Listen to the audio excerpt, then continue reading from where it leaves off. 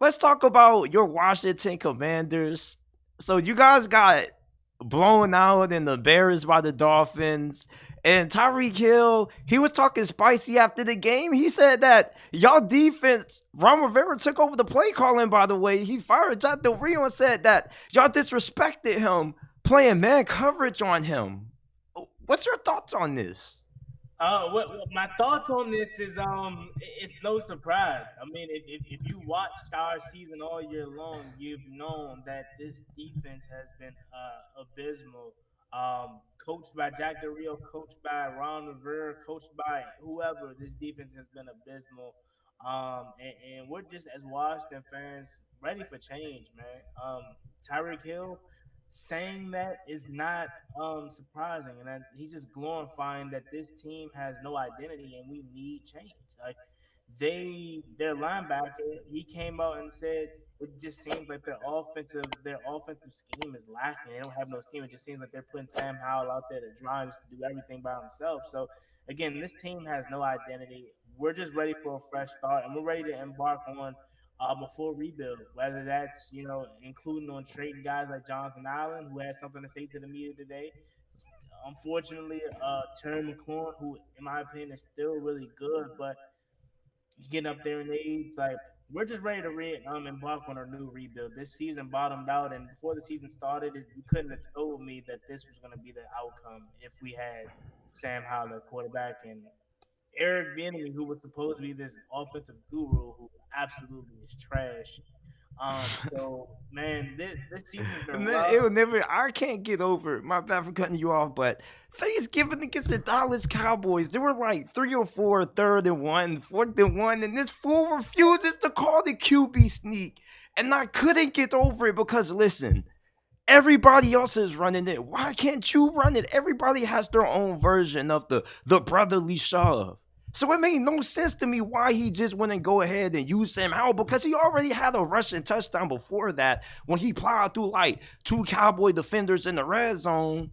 So I don't get why you just don't run the QB sneak. Like Airbnb is a fraud, fam. Like, just be honest about it. You know, people in the media tried to push this agenda about him, but there's a reason why he has so many failed head coaching interviews. Like, his interviews taking damn near a whole business day. You feel me? It's just, some people are just good coordinators. You know, Yeah, like, I definitely agree with you, man. And trust me, man. As a Washington Commanders fan, that again, that's just what our season's been. All right, like fourth and one, third and one. This guy just doesn't get it. Situational awareness is what he lacks, and that's the same issue we had with Scott Turner. But even with Scott Turner, at least he fixed his issues sometimes, right?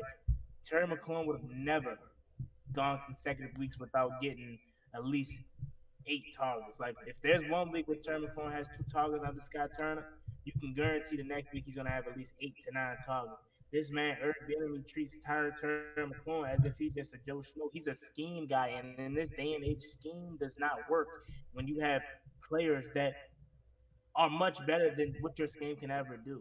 Right? Your scheme is my scheme this, my scheme that. It's scheming whoever's open, throwing whoever's open. I mean, bro, it's games where Byron Pringle has more targets than Terry McLaurin. Terry McLaurin has been fizzled out of this offense, and I'm heavily still using him.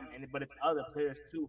But I'm using him so heavily because he's our best offensive weapon, and we're not using this man, right? And I feel so bad for him to the point where I'm like, bro, you're not gonna use him, get trade him or something, bro, because he deserves to go somewhere where he can win.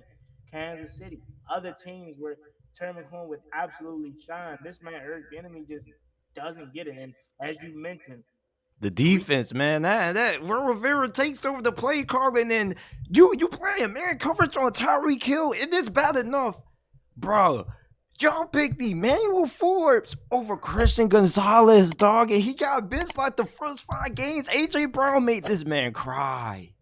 Yeah, Like, oh, wow, it's and you got Magic Johnson calling out the team's performance, like apologizing for getting it blown out. It's just, did you know the Thanksgiving game was had like 58 million views? Like yeah, one of the most streamed like games ever, and it's just When is there going to be some change, Juan Gotti? Like, why is Ron Rivera allowed to continue to go on throughout this season? Like, we might as well see what Airbnb can do. Like, why not?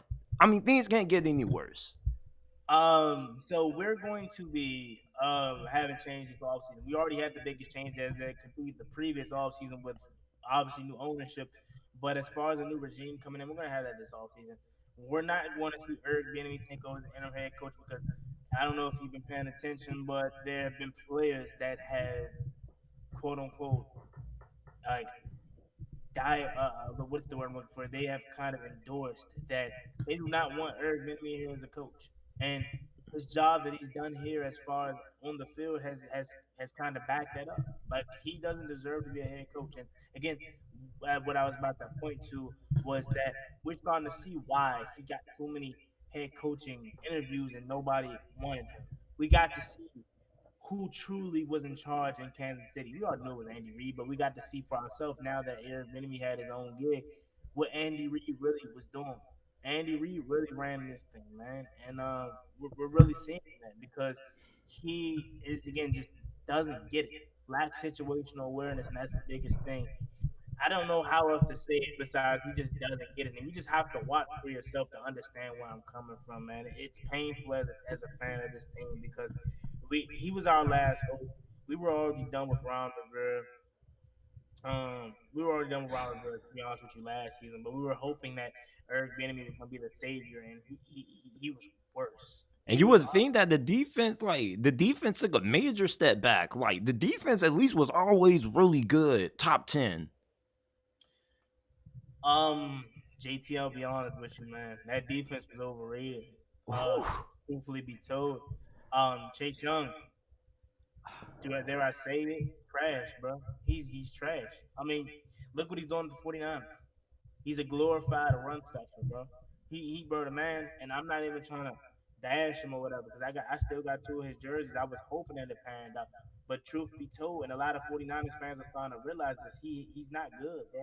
Like he got bottled up. He zero stats yesterday. You know what I'm saying? So Chase Young, not really good. Didn't live up to the hype. Still wish him the best. Hopefully he turn his career around, but didn't live up to the hype. Montez Sweat, much better. And I think in Chicago, he's going to be a big piece of what they have moving forward. What even is Much this? better. Still probably not worth the $25 million that he got, but he's much better, right? Deron Payne, Jonathan Allen, they are severely, I would say, severely overrated at this point.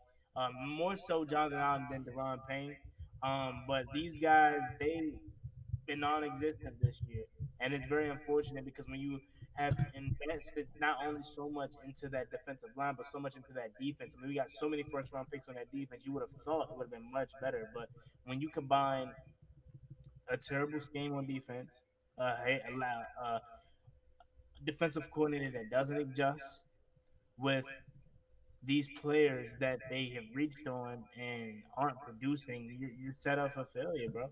And that's just where it is. And it sucks because we spent the last 4 years hoping to where now we're to the point we're back to level zero and we have to now restart another potential 4 year rebuild. Hopefully not, but it just sucks where we're at right now, to be honest with you. Tyreek Hill, man, he's just exposing what we already knew about the Commanders all along, man. It's tough, but